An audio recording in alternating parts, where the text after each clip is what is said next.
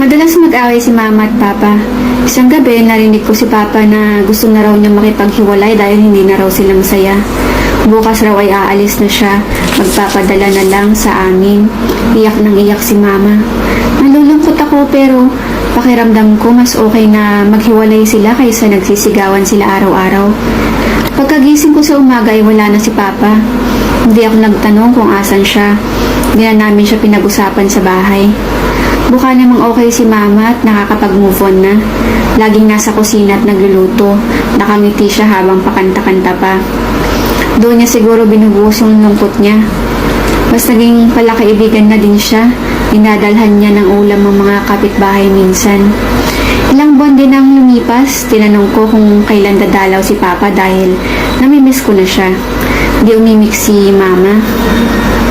Isang gabi ay narinig kong tumatawa si Mama sa kwarto niya. Sinilip ko siya. Hawak niya ang litrato nila ni Papa noong ikinasal sila. Ma, anong tinatawanan mo dyan? O anak, itong Papa mo eh. Akala mo naman kung kaya niya akong iwan. Bakit ma? Babalik na si Papa? Tumawa lang ulit si Mama. Napangiti lang ako dahil baka babalik na si Papa sa bahay. Napapanaginipan ko rin siya madalas eh.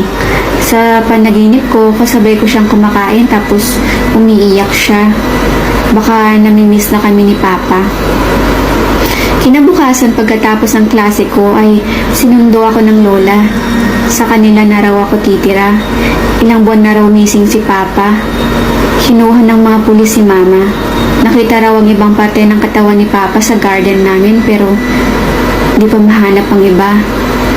Tinanong ako ng pulis kung may napansin ba akong kakaiba nung araw na nawala si Papa.